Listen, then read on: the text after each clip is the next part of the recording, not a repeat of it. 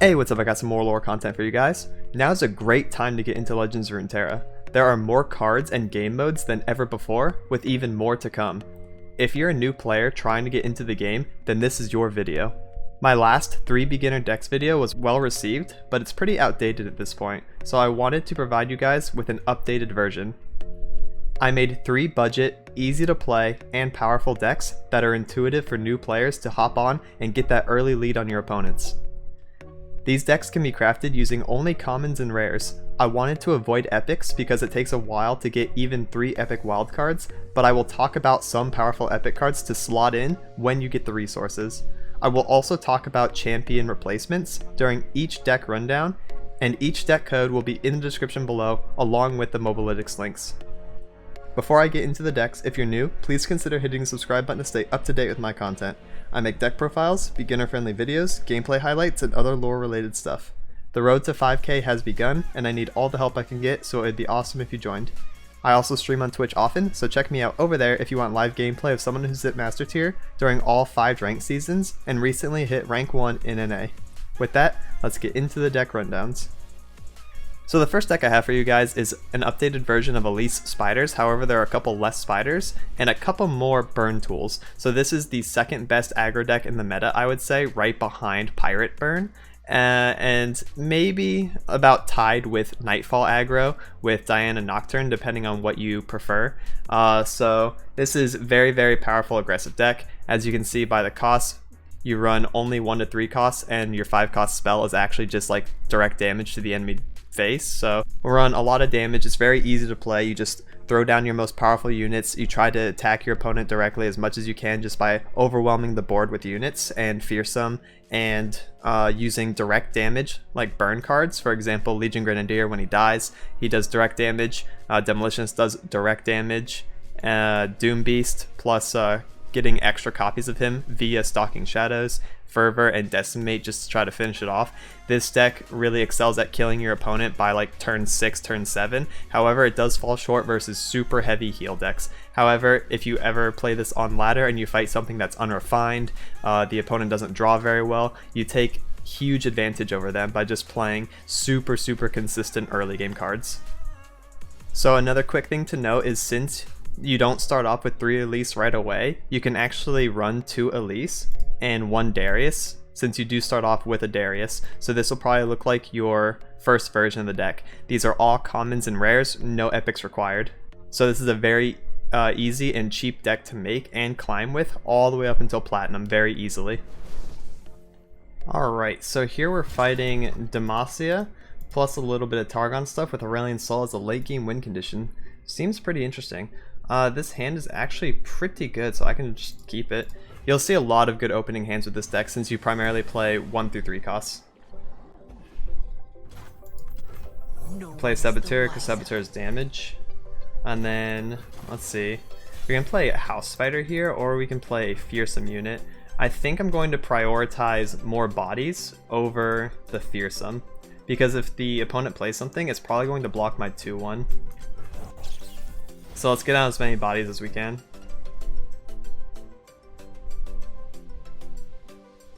This way I don't lose to a single combat play as easily going into the next turn. Never again will we fall to Dragonfire. Seems good. Here they come!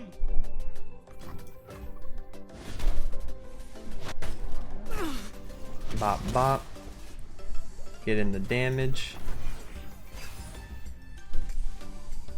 Oh, Skitter is really good going into next turn.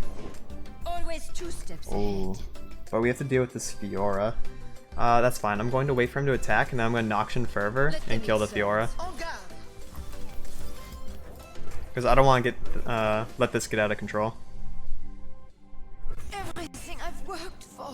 If he had Ranger's Resolve there, it probably would have been game over for me. Alright, let's see. Oh, Onlooker's also really good, so let's play... I kind of want to play Horror Onlooker and then save Skitter for later. This also gives us 2 mana in case we need to do an Unspeakable Horror play. Which we could. He's just going to summon a 3/4 out of this though when it dies, so let's play Onlooker. We can horror next turn. How you doing? Squeeze in 5 damage here. Hopefully this person doesn't have too many heals. I know he has Targon cards, so he could have Pale Cascade and Star Shaping, which would be really rough for me. But we have a lot of damage in hand too, so. Garen. I am going to ignore Garen for the most part. So let's play Frenzied Skitter here. And then I'm going to Unspeakable Horror his Nexus actually.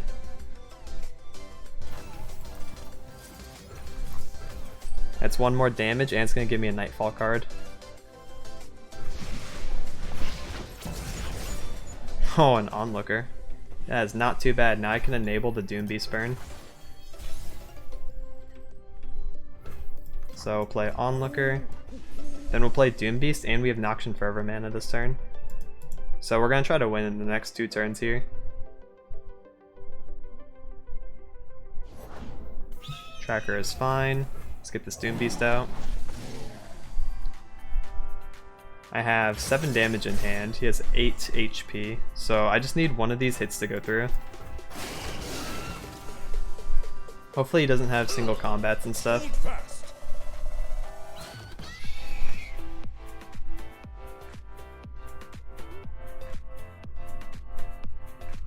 I think it's best if I Noxian Fervor now, but we'll see.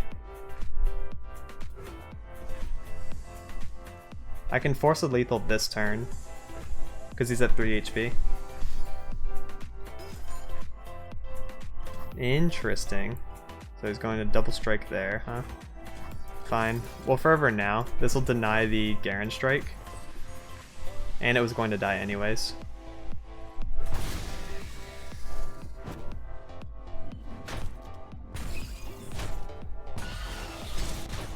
Alright, so now we all in with Decimate. If he has Guiding Touch or Star Shaping, it'll be really hard to close up the game. If he doesn't, he just loses right here.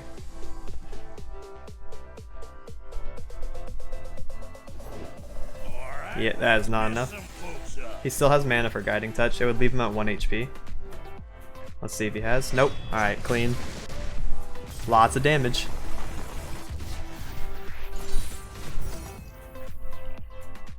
Alright, the next deck I have for you is Mono Demacia. The reason we run Mono is because of this Allegiance card. Allegiance basically means if the top card of your deck is the same region as the card that's being played, then you get a bonus effect. We want to maximize this by playing only Demacia cards, so that way Vanguard Bannerman always gets its effect.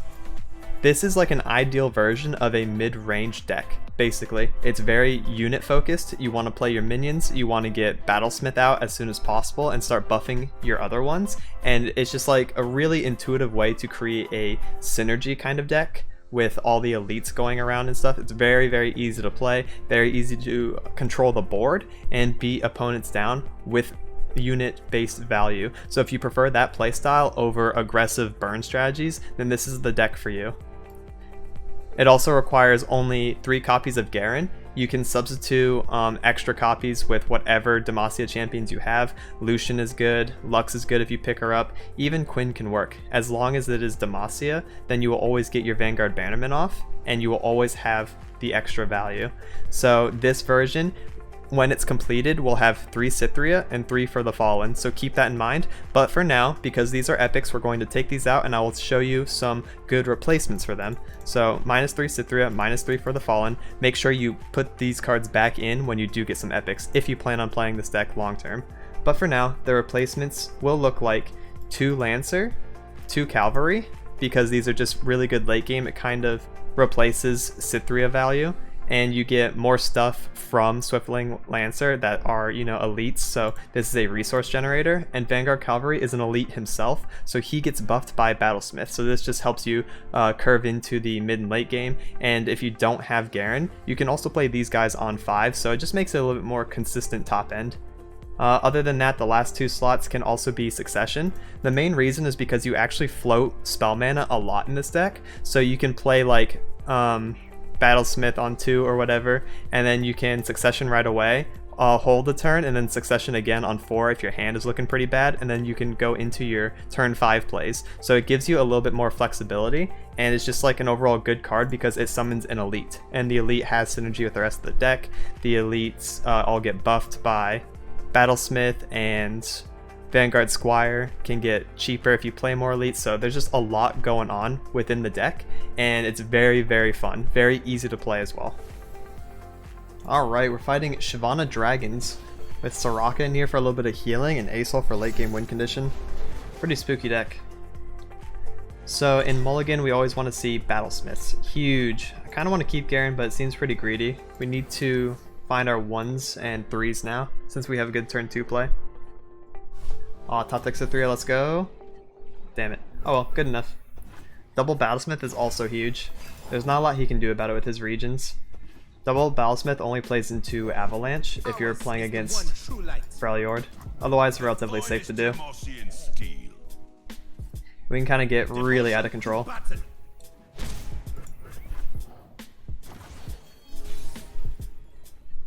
So let's get this. If I didn't forge it, you won't want it. God, we're gonna have some big dudes. Let's play Sergeant, yeah, because it matches Shyvana. Boom, boom, 5-5. Shyvana attack's not even good enough now because she'll be a 4-5. That's kind of funny. Well, that just shows how powerful the deck is. Don't worry, I'll be giving another game for this. For Mono Demacia. Alright, so for this one we got another Asol and Thresh. So it's going to be like an interesting ramp deck. This is a really good hand yet again. We definitely keep this. You always want to keep Squire because when you summon Elite, reduce her cost. So you can play her pretty cheap on turns 3, 4, 5. And we got the perfect early game. You could pitch Defender here and try to find Sergeant or something, but I really like keeping him. Redeemer's also good, so we just got a banger hand. What does he want from me? Here you go. Cytheria beats this. So if you're playing Battlesmith on defense turn or attack turn 2, what you want to do is open attack first and then play Battlesmith after. This is because you're not going to attack with Battlesmith anyway, so why give him a chance to play a powerful unit that can block Cytheria? Protect me. That's like a good general rule of thumb. Open attack and then Battlesmith if you're playing on attacking on even turns. Okay, so next we got Defender unless he uses Vile Feast or something and kills Cytheria, because then we can play Redeemer instead. So we got options, and then we can play Vanguard next turn on attack turn 4. Really good. Let's do Defender here. Ready for deployment. Defender blocks either of these guys for free because he has tough. Pass. Pass is good. Alright, let's get our Vanguard down. Second Battlesmith is also a decent play. But Vanguard automatically puts Squire to a free 4-4 as long as Battlesmith stays alive here. He's probably grasping or something. Oh, there's Vile Feast. It's fine. Let's play a free 4-4 here. Still so much to learn. Crazy value. 0 mana, by the way. Still playing units. Alright. If only I had another one. That'd be insane, huh? So let's attack these. Attack here, attack here. I'm not going to attack here in case he has Withering Wail or another Vile Feast, because then he can just kill it with Spider. If he has Withering Wail, these two also die. It's a little rough for me, but they did their job. Top deck Bannerman would probably be best case scenario for me. Oh, just another 1/1. Oh, best case scenario, like I said. Okay. Everyone's a garden. That's fine. He wants to kill my Battlesmith, but he's not going to be allowed. For the glory of Demacia. I have single combat as well, so this is just really good for me.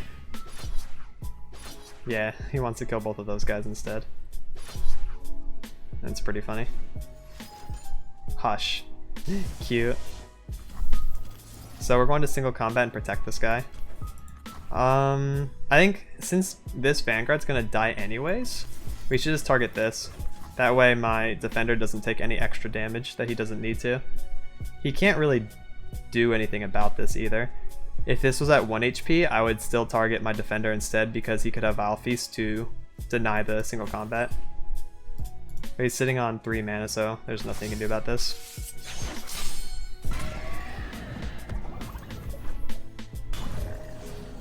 That's pretty good. Squire.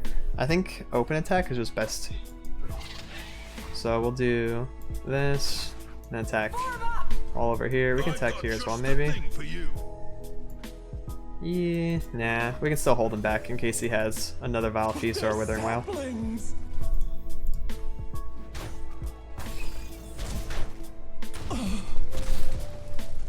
Cool. I got to keep everything alive. Unless... oh, okay. He's healing.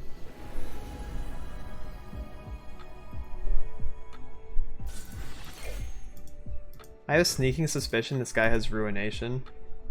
So I kind of don't want to play into it. There's no reason for me to play Battlesmith, Redeemer, or Squire here either.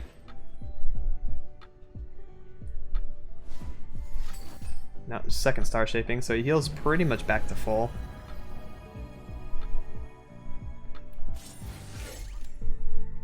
Guess I play Squire then. My journey continues. Yeah. Even spending that much resource on heal is like not good, because I can just kill him in 1 turn with all my damage. Very, very good. Very good deck showcase. That's how you take control of the board, keep control of it, and just beat them down through raw strength. And the final deck I have for you is an Ashe focus deck. So you'd play Ashe after you get your 7-day login bonus of the free Ashe deck and a couple of copies of her, and then you can start building into this deck. So this deck is called Ashe Sejuani Midrange. It is a very, very good deck right now. It has been since Sejuani has come out. So this is a meta contender going forward as well when you get it refined.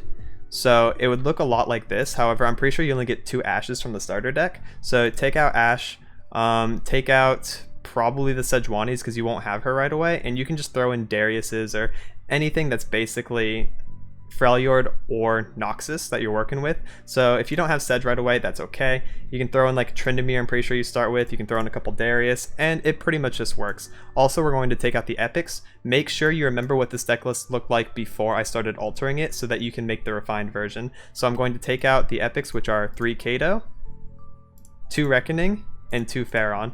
What's cool is that Darius auto replaces Pharaon by himself because he's also just a really good game ender, which is what Pharaon was meant to do. So let's throw in our final champion. Like, let's just say these are our champion numbers. You can do whatever you want here. You can do Dravens in there. You can throw in Vladimir if you want. Even Trundle works. And then for the final 6 cards, we're going to add in Draw to make this deck more consistent. So we're going to add in triple Avarosian Sentry. Very, very good standard draw card. He can also trade up into 2 HP creatures. And we're also going to add 3 Babbling Beerg.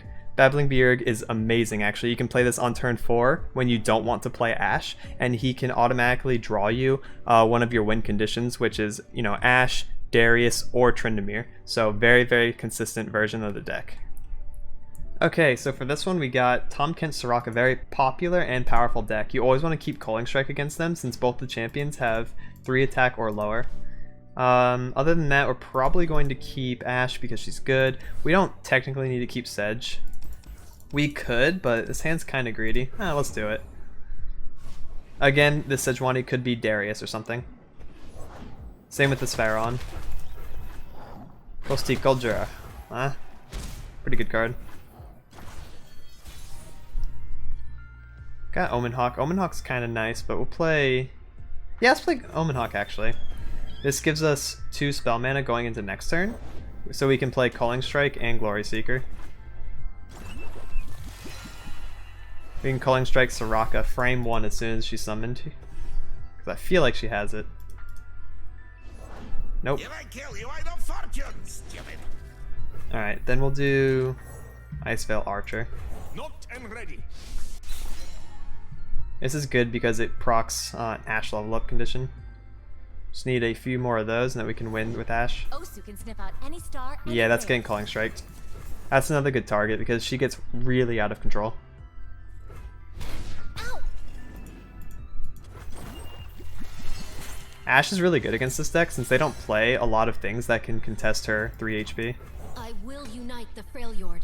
They play a lot of 2 attack units. Like, I guess Boxtopus could come down here, but he's gonna get frozen then. So this is just like a really strong turn 4 play. Yeah, see, there's Box. But his knee out! Ah, I told your ancestors to protect. Okay. This is outrage. Yep.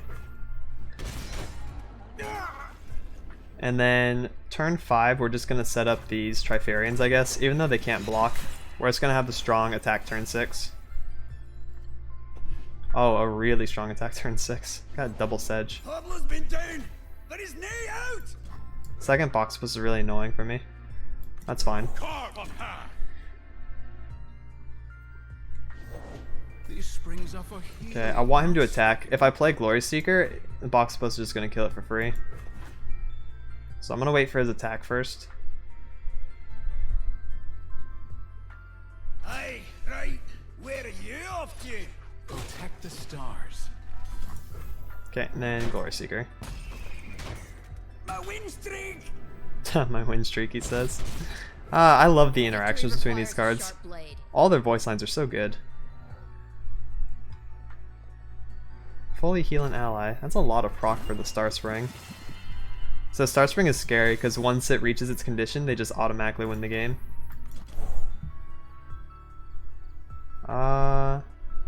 Let's do...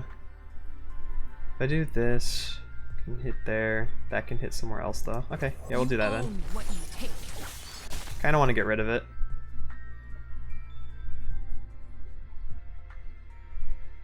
I get to keep my Glory Seeker alive. Or maybe I do Glory Seeker and trade into the 3/3. That would also be a fine play. I have Pharaon in 2 turns as well, so we gotta try to win the next 2. Getting touch is fine. For glory. I'll trade there, do this. Born for conquest. There we go. We'll do like that.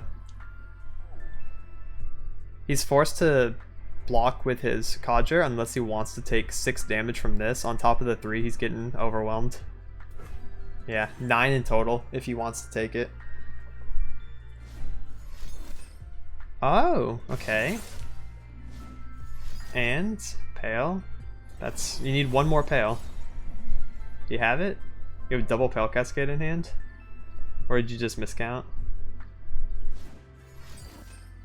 Nope, that's not enough. Alright, take 9. Remember me. He's gonna finish off Sedge next turn with a Codger. That's fine, we just took all of his resources. He uses his entire hand to make that play. And we have second Calling Strike, that's so huge. I could just let this go and then play a fresh Sejuani. I refuse. Pain is nothing. Yeah, this is why you have to work towards Sejuani. She's so powerful in this deck. I talk to spirits. But if you have Darius, that's also fine. Pretty good here. I've got you.